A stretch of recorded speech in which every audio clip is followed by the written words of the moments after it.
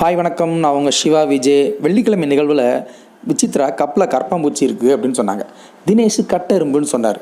கப்பில் இருந்தது கரப்பாம்பூச்சியா இல்லை கட்டெரும்பா? தப்பு விசித்ரா மேலையா இல்லை கரப்பாம்பூச்சி மேலையா? தப்பு விசித்ரா மேலையா இல்லை தினேஷ் மேலையா அப்படிங்கிற பற்றி தான் நம்ம இந்த வீடியோவில் பார்க்க போகிறோம். இந்த வாரம் ஷாப்பிங்கில் சுகர் எடுக்கும்போது ரொம்ப கம்மியாக எடுத்துட்டாங்க. ஸோ சுகருக்கு பெரிய தட்டுப்பாடு. ஆளுக்கு ஒரு ஸ்பூன் கொடுத்து அவங்கவுங்க கப்பில் போட்டு வச்சுக்கோங்க, இனிமேலாம் யாரும் கேட்கக்கூடாது அப்படின்னு சொல்லி எல்லாருமே எடுத்துகிட்டு போய் வச்சுக்கிட்டாங்க. இதில் கப்பை ஃபுல்லாக திறந்து வச்சனால மாயாவோட கப்புக்குள்ளே ஒரு பூச்சி போய் ரூம் போட்டு ஸ்டே பண்ணிருச்சு. விசித்ரா க்ளீன் பண்ண வரும்போது அந்த கப்பில் கரப்பாம்பூச்சி இருக்குது அப்படின்னு சொல்லி கேமராலையும் அவங்க காட்டுறாங்க. என் கண்ணுக்கு என்னமோ அது கரப்பாம்பூச்சி மாதிரி தான் தெரியுது. உங்கள் கண்ணுக்கு எப்படி தெரியுதுன்னு நீங்களே பார்த்து சொல்லுங்கள், கமெண்ட்டில் சொல்லுங்கள். இது பாருங்கள், சுகருக்குள்ள கரப்பாம்பூச்சி. விசித்ரா அந்த கப்பில் இருக்க கரப்பாம்பூச்சி எடுத்து கீழே போடும்போதோ இல்லை அதை வாஷ் பண்ணும்போதோ அதை அவங்க கேமராவில் காட்டும்போதோ தினேஷ் அங்கே இருந்த மாதிரியோ அதை பார்த்த மாதிரியோ தெரியல. அப்புறம் எப்படி அவர் அது ரெக்க முளைச்ச கட்டெரும்பு தான் அப்படின்னு அடித்து ஆணித்தரமாக சொல்கிறாரு அப்படிங்கிறது தான் தெரியல. தினேஷ் விசித்ராவை இதை வச்சு ஒரு ஸ்ட்ராட்டஜி பண்ணுறீங்க அப்படின்னு சொல்லி சண்டை போடுறாரு. ஆக்சுவலாக பூச்சி இருந்தது விசித்ராவோட கப்பில் இல்லை, மாயாவோட கப்பில்.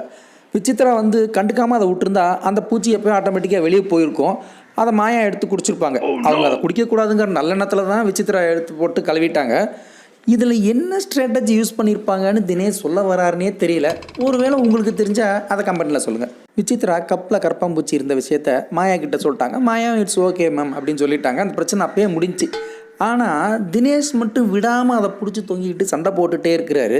அவர் பேசுகிற ஸ்லாங்கு நமக்கே ஒரு மாதிரி கடுப்பாகிற மாதிரி இருக்குது. ஆமாம், ஏன் இப்படி பண்ணுறாரு? அடுத்து விசித்ராக்கும் கூல் சுரேஷுக்கும் ஒரு சின்ன சண்டை. கூல் சுரேஷ் படுத்துட்டு இருந்தார். அப்போ விசித்ரா போய், இங்கே எல்லோரும் வேலை பார்த்துட்ருக்குறோம், நீங்கள் மட்டும் என்ன ஜாலியாக கூலாக படுத்துருக்கீங்க அப்படின்னு கேட்கும். ஏன் மேம், நீங்கள் மட்டும் பெருசாக என்ன பண்ணிட்டீங்க? ஒரு கத்திரிக்காயும் தக்காளி நறுக்கி போட்டீங்க, ஒரு முட்டையை உடச்சி உள்ளே போடுங்க அப்படின்னா கூட உங்களால் முடியல, செய்ய மாட்டேன்றீங்க அப்படின்ட்டார். அப்போ விசித்ரா ஏங்க நான் கோயிலுக்கு விரதம் இருக்கேங்க, வெஜிடேரியன், நான் முட்டையெல்லாம் உரிக்க முடியாது, அதனால தானே உங்களை செய்ய சொல்கிறேன், இதை கூட ஏன் பெரிய பிரச்சனை ஆகுறீங்க? எனக்கு என்னமோ நீங்கள் 2 பேரும் சேர்ந்து என்னை கார்னர் பண்ணுற மாதிரியே இருக்குது அப்படின்னாங்க.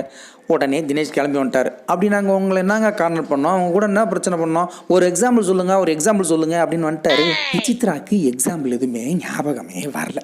ஆனால் எனக்கு இருக்குல்ல, நான் சொல்வேன்ல. 75th டே அன்னைக்கு விசித்ரா எல்லாரு கூடயும் நான் ஒரு மாதிரி மிங்கிள் ஆகிட்டேன், ஆனால் கூல் சுரேஷும் தினேஷ் கூட மட்டும் என்னால் மிங்கிள் ஆக முடியல, ஒருவேளை நாங்கள்லாம் ஒரே ஏஜ் குரூப்பா அதனாலயா என்னன்னு தெரியல அப்படின்ட்டாங்க. அப்போ தினேஷ், ஏன் மேடம் நீங்களும் நானும் ஒரே ஏஜ் குரூப்பா அப்படின்னு சொன்னார். ஆனால் விசித்ரா அம்மா சொன்னது என்னமோ அது தப்பு தான். ஆனால் விச்சுமா கிட்ட நேருக்கு நேர் ஒரு சண்டையை போட்டு நீங்களும் நானும் ஒரே ஏஜா அது எப்படி அப்படின்னு சொல்லி ஒரு சண்டை போட்டு விட்டுருக்கலாம்.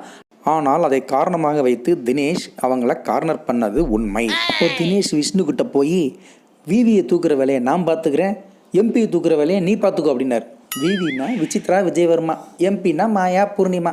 எப்படி இன்னைக்கு வந்த ப்ரொமோவில் கமல் சார், மாயா கரப்பாம்பூச்செல்லாம் தூக்கிடுவேன் அப்படின்னு சொன்னீங்களே, இது கூட ஒரு நாமினேஷன் பிளான் தானே அப்படின்னு கேட்குற மாதிரி வந்துச்சு.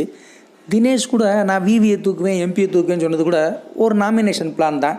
கமல் சார் இதையும் கேட்டாருன்னா கொஞ்சம் நல்லாயிருக்கும். தினேஷ் உள்ளே வந்த புதுசில் ரொம்ப நல்லவராகவும் நல்லா கேம் ஆடுறவராகவும் நமக்கு தெரிஞ்சார். ஆனால் விசித்ரா மேம் கூட பிரச்சனை பண்ண ஆரம்பித்ததுலேருந்து இவர் அதையே ஒரு ஸ்ட்ராட்டஜியாக பண்ணிகிட்டு இருக்கிறாரோன்னு தோணுது. கூல் சுரேஷ் முட்டை உரிக்க மாட்டேன்னு பிரச்சனை பண்ணனாலையா என்னன்னு தெரில. கமல் சார் எனக்கு ரொம்ப பசிக்குது, இன்றைக்கி 2 முட்டை ஆம்லேட் போட போகிறேன் அப்படின்னு சொல்லி எவிக்ஷன் கார்டை காமிச்சு கூல் சுரேஷ் வெளியே அனுப்பிச்சி விட்டாரு.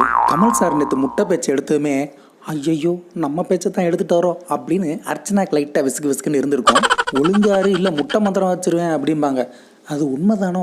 ஏன்னா இந்த வீட்டில் முட்டையால் அடிக்கடி பிரச்சனை வருது. கமல் சார் டான்ஸ் மாரத்தான் காசு பிரச்சனையை பற்றி பேசிட்டு வரும்போது ஒவ்வொருத்தர்கிட்டையா கேட்டுட்டு வரும்போது பூர்ணிமாவை ஸ்கிப் பண்ணி போயிட்டார். அப்போ பூர்ணிமா ரொம்ப நேர்மையா, சார் என்னை மட்டும் கேட்காம ஸ்கிப் பண்ணி போயிட்டீங்க சார் அப்படின்னாங்க. அவரே பேசாமல் போனார். அவரை வம்படியாக கூப்பிட்டு வண்டியாக வாங்கி கேட்டுக்கிட்டாங்க. பூர்ணிமா, நீங்கள் காதில் பூ வைக்கலாம்னு நினைக்கிறீங்க, ஆனால் அப்படி வைக்கணும்னு நினச்சா ஒரு பூ பத்தாது, 3 கோடி பூ வேணும், வச்சுருக்கீங்களா அப்படின்னு கேட்டார். பிக் பாஸ் வீட்டில் இது வரைக்கும் ரவீனா சிரிக்கிறது எனக்கு இரிட்டேட்டாக இருந்ததே இல்லை. ஒரு குழந்தைத்தனமாக சிரிக்கிறாங்க, ஜாலியாக இருக்காங்க அப்படிங்கிற மாதிரி தான் தோணுச்சு. ஆனால் நேற்று கமல் சார் மணியோட கேமை கெடுத்ததே நீங்கள் தான் அப்படின்னு சொல்லும்போதும் இவங்க சிரிச்சுக்கிட்டே இருந்தாங்க. ஒன்றும் புரியல போங்க. இன்னைக்கு எபிசோடில் எவிக்ஷன் கிடையாதுங்கிற மாதிரி பேசிக்கிட்டு இருக்காங்க. அப்புறம் ஏன் நேற்று கூல் சுரேஷ் அனுப்புனீங்க அப்படின்னு கேட்குறீங்களா? கூல் சுரேஷ் திடீர்னு சூடு சுரேஷா மாதிரி செவரேறி குதிக்க ட்ரை பண்ணார் இல்லையா, அதனால ஒரு பனிஷ்மெண்ட் மாதிரி நேற்றே அவரை அனுப்பி விட்டாங்க. Thank you your honour, thank you.